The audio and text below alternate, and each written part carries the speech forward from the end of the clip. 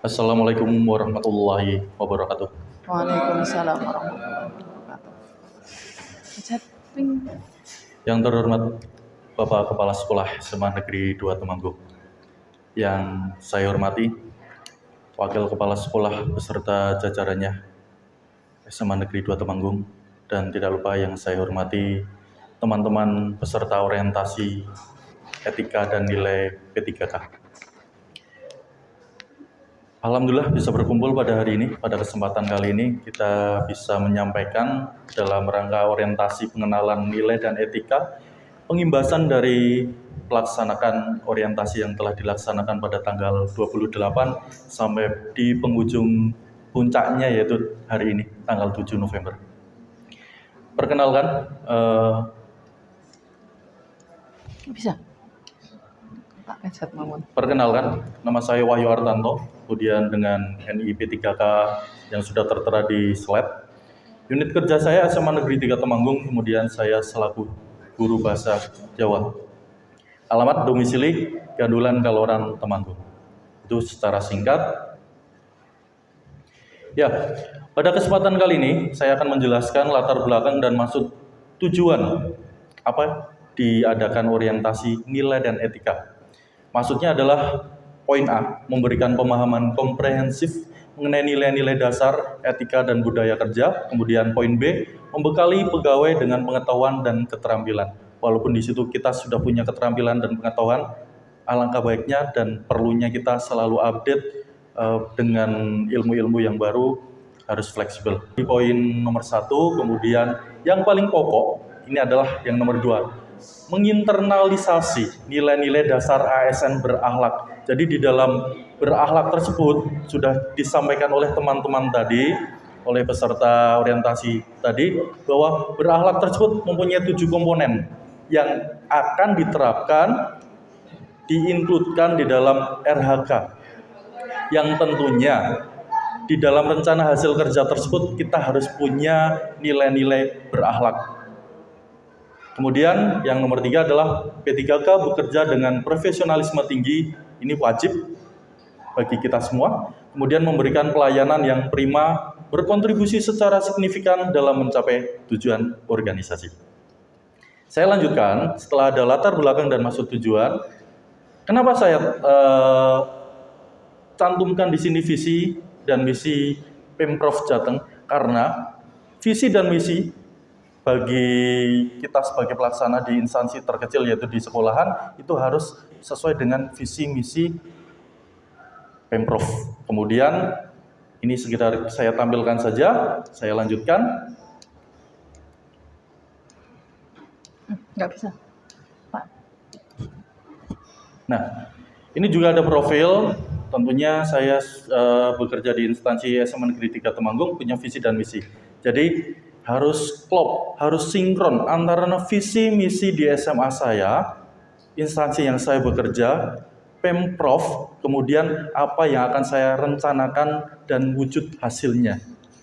Jadi di tataran tingkat tinggi, menengah sampai ke bawah, sampai saya yang sampaikan kepada peserta didik itu harus sesuai dengan visi misi Pemprov dan juga sekolahan yang saya tempat bekerja. Begitu.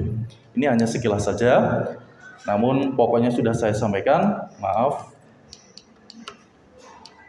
Nah, ini adalah poin penting, di mana saya akan menjelaskan rencana hasil kerja dari P3K. Sewajarnya untuk rancangan hasil kerja tersebut berupa tabel. Memang sengaja saya tidak tampilkan di slide ini. Karena apa? Nilai poin pentingnya adalah di RHK tersebut itu harus memasukkan indikator-indikator yang bermuara pada nilai berakhlak. Jadi saya akan menyampaikan secara sederhana, ringkas, namun kita sebagai tenaga pengajar, tenaga pendidik, itu harus bisa mengimplementasikan nilai-nilai berakhlak tersebut dalam RHK tersebut. Ada 5, yang satu adalah tersusunnya kurikulum satuan pendidikan atau kita singkat KSP yang berorientasi pada peningkatan pembelajaran secara partisipatif. Kemudian yang kedua adalah RHK terkelolanya pelaksanaan pembelajaran yang berfokus pada implementasi kurikulum satuan pendidikan. Kemudian yang ketiga adalah meningkatnya kompetensi melalui peran sebagai peserta kegiatan pelatihan atau bimbingan teknis yang memperoleh sertifikat di bidang pendidikan, kebudayaan, riset, dan teknologi. Selanjutnya angka 4, meningkatnya kompetensi melalui peran sebagai partisipan kegiatan seminar, lokakarya yang diselenggarakan di bidang pendidikan, dan yang terakhir adalah terkelolanya penugasan guru dan tenaga kependidikan untuk mewujudkan penyelenggaraan pembelajaran yang berkualitas. Ini akan saya terangkan satu persatu. Nah, dari RHK ini yang biasanya berupa kolom akan saya sampaikan secara sederhana. Jadi ini yang di poin ini adalah RHK, menyusun perangkat pembelajaran serta mengembangkan materi ajar bahasa Jawa yang sesuai dengan kurikulum KSP dan kebutuhan APK. Langkah tahapannya adalah sebagai berikut. Jadi saya mengambil langkah mengumpulkan referensi data tentang karakteristik serta kemampuan belajar peserta didik. Ini wajib karena kita ditekankan untuk diferensiasi. Ada pembedaan di sini. Kemudian yang kedua adalah mengumpulkan referensi dan bahan ajar. Kita jangan terlalu puas dengan satu sumber belajar saja. Kita harus selalu update dengan fenomena-fenomena hal-hal yang baru ataupun metode-metode yang harus kita terapkan sesuai dengan pembelajaran di zaman sekarang. Kemudian menyusun dan menguji materi ajar, kita uji apakah kita saklek ataupun pasti akan berhasil, belum tentu. Makanya di sini kita harus melakukan pengujian materi belajar tersebut antara kelas 1 dengan yang lain.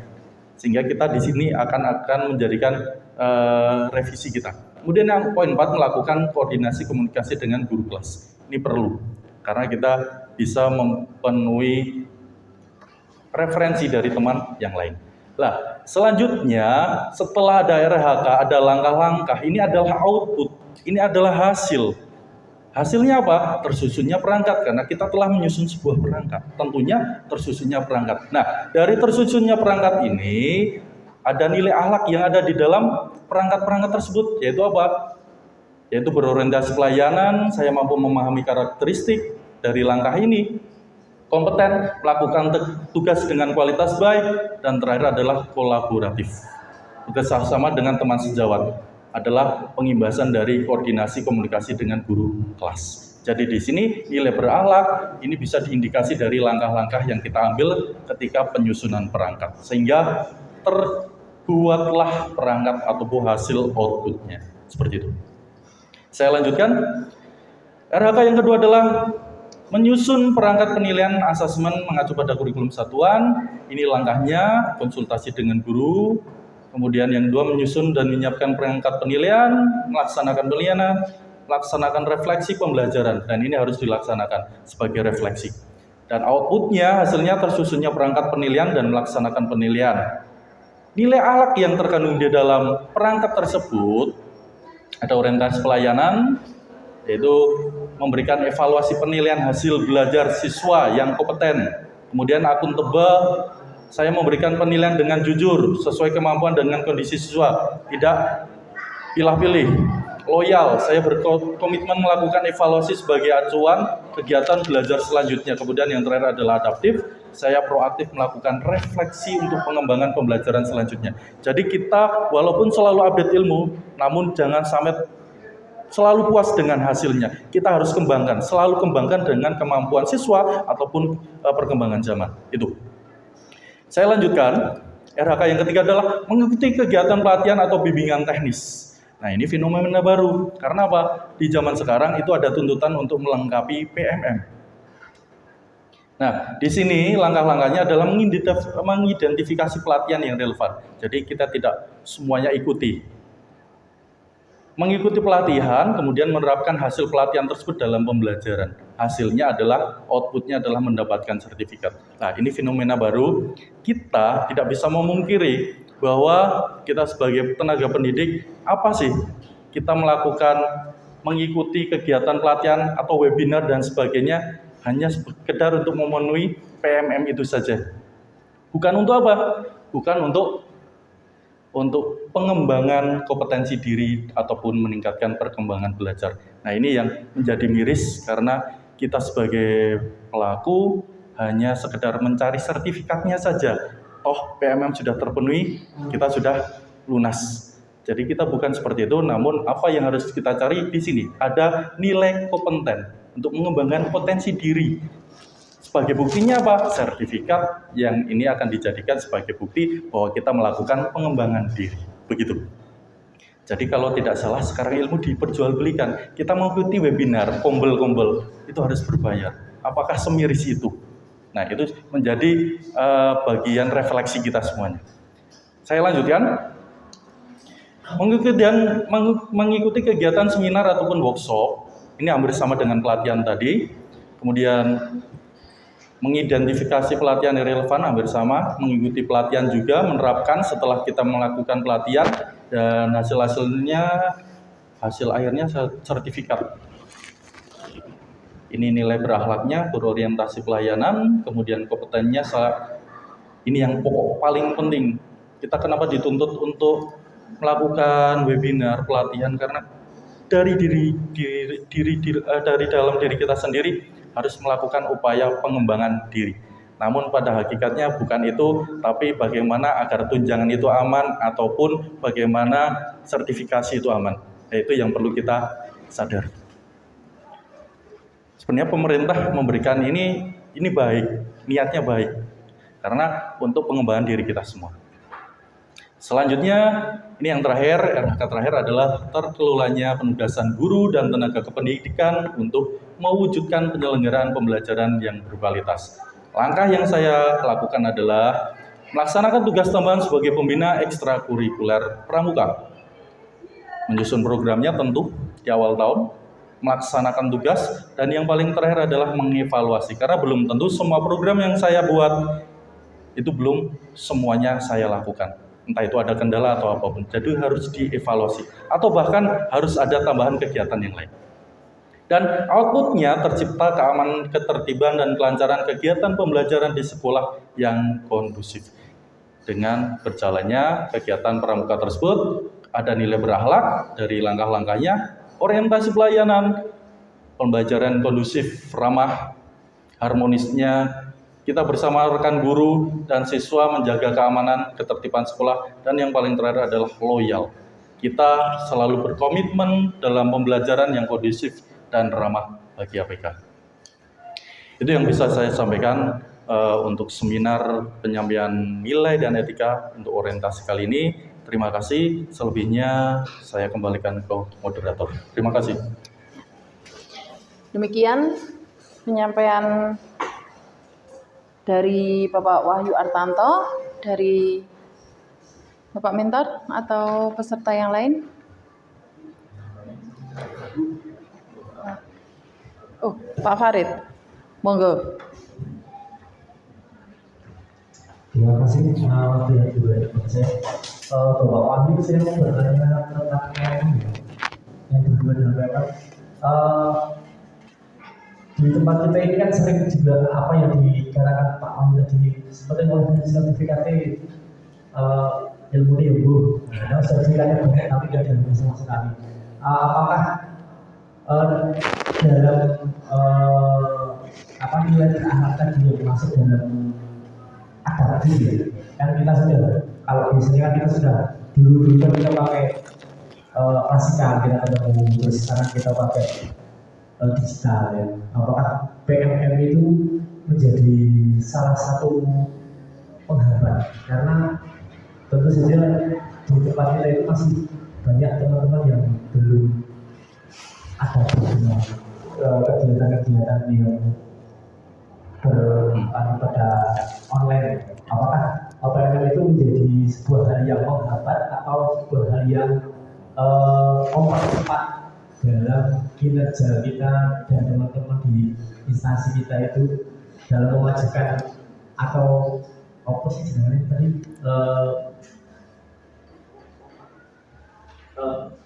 meningkatkan kapabilitas kita sebagai seorang.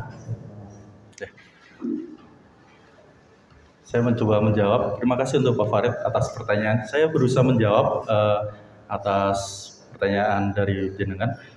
Begini, kalau bisa dikatakan apakah itu hambatan, semua kegiatan atau semua hal itu pasti akan ada plus dan minusnya. Kalau kita menjarakan hambatan, ya itu hambatan. Bagi siapa? Kita tahu bahwa generasi sekarang dibeda-bedakan ya. Ada generasi gadget dan sebagainya. Ada beberapa yang belum bisa mengikuti perkembangan zaman. Ya, saya mengatakan bahwa itu hambatan bagi beberapa, istilahnya apa ya, beberapa golongan yang belum bisa mengadaptasikan, menyesuaikan dengan perkembangan zaman. Namun di sisi lain, saya juga di dalam diri saya meyakini bahwa PMM itu bukan jadi hambatan, tapi juga hal baik juga, karena kita setelah adanya pandemi COVID, semua dimudahkan. Dengan apa? Dengan teknologi-teknologi, kita tidak harus klasikal, semua berbasis teknologi. Seperti itu. Kalau kita membicarakan plus dan minusnya. Terima kasih. Cukup? Cukup. Oh ya. Ya, terima kasih untuk pemaparannya dan juga terima kasih untuk pertanyaannya.